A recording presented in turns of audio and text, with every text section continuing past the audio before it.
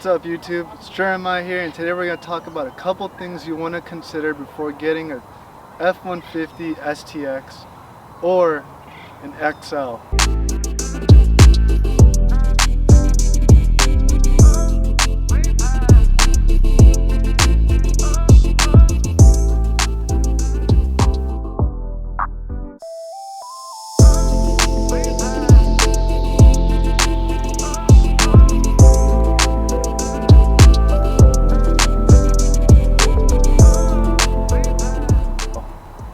This is the base model vehicle. Now, the XL is the lowest trim model, base with the STX package. It usually comes with 20-inch wheels and I think a few blacked out items. It's basically the base model. And today we're going to go over a couple things you want to consider before you get an STX. Some things I didn't consider, and it was one of those things that's like, you don't really know you need it or have it until you need it. And coming from a Ranger XLT, there were a couple things that I was looking for at the time I needed it, and I realized I didn't have it. So I'll go over a couple things today. None of this is like a pros and cons. Some of it might be cons, while others are just things that you should be aware of. Little creature comforts. So let's get into it.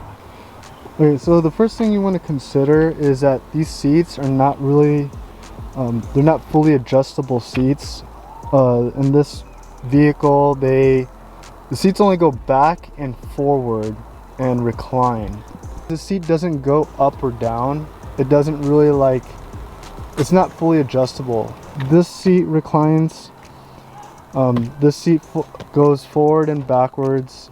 It does have a lumbar support, but you can't raise the seat higher, which I didn't know that. So sometimes when my wife drives it, it's a little bit difficult for her.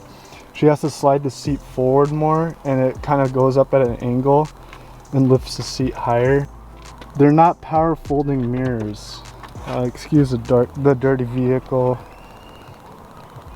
So on my XLT Ranger, when I'd park it in like a tight spot, or even when I'm hitting a trail, I would just hit the power folding mirror button and the mirrors will fold. In this case, on the XL model, you have to manually push them in.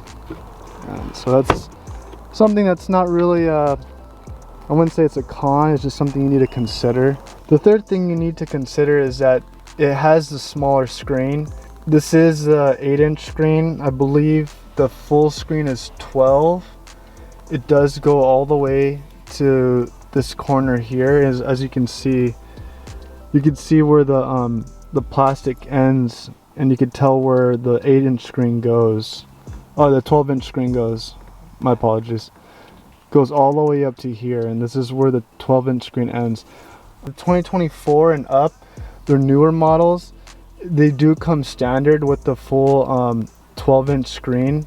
So if you do get from 21 to 23, that's something you need to consider also. And I believe, I'm not sure, but I think the 2024 also comes with a full digital display.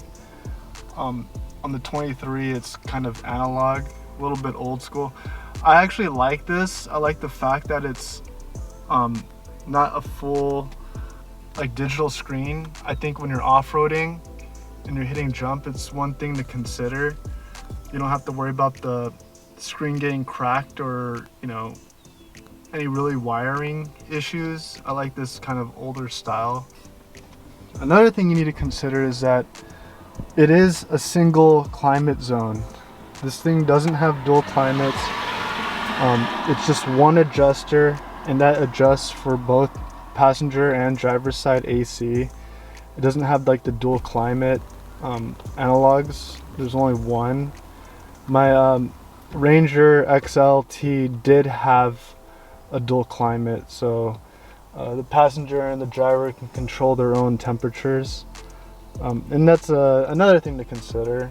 The other one was, this is not really a con to me. XL comes with a column shifter only. I think with XLT and above, you can have the option for a column shifter, but I think most of them do come with a console shifter. I like the console shifter. I had the like I said, the Ranger XLT did have the console shifter. I think it's a little bit more sporty. I like the feel of it, and that's what I've been used to. To be honest, I think when off-roading, for me, the console shifter is a little bit more accurate. You just throw it from reverse to drive, and it kind of stops. You don't really have to go into like a sport mode or anything because you need to pull it again. I kind of notice there's sometimes when I'm throwing it into reverse or from reverse into drive, sometimes I'll go into like first or second gear when I'm doing it quick. I don't do it all the time, but usually when you're off-roading, you're kind of like moving pretty quick because, you know, you're going fast or you're getting stuck in some kind of rut. You need to shift quickly, and sometimes I caught myself once or twice going into like a different gear, or I'll do it back into reverse or something like that. That's just something to consider. It's not really a con, but this last one is definitely a con, and it's the steering wheel. This steering wheel is a Raptor swapped steering wheel, the leather stitching. It's not the, actually what it is, it's the XLT wheel with the Raptor bezel, and I got this off where did I get it off? I think I got it off on OfferUp. Some guy was selling it, it was brand new. I don't know how he got it, but he got the XLT wheel with the Raptor bezel, which I thought that was pretty unique. I haven't seen that. And I just swapped out my own buttons from my previous wheel to have everything functional. The other bezel I had did have the R button and it had like the active exhaust and everything.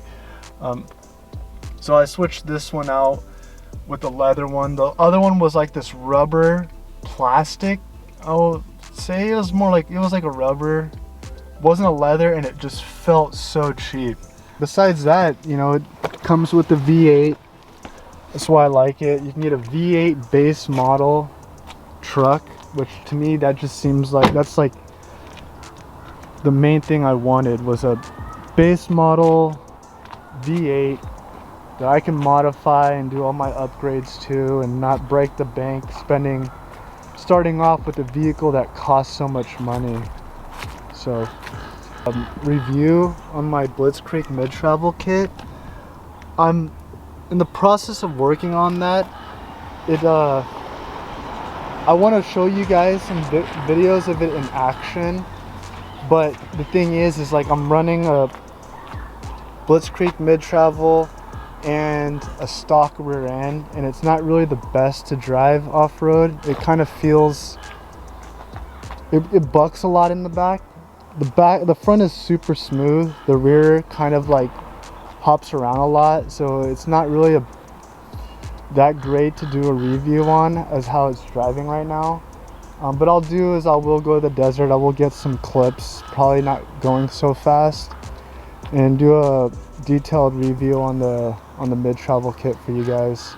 Thanks for watching, guys. Please like, comment, subscribe, and see you guys on the next one.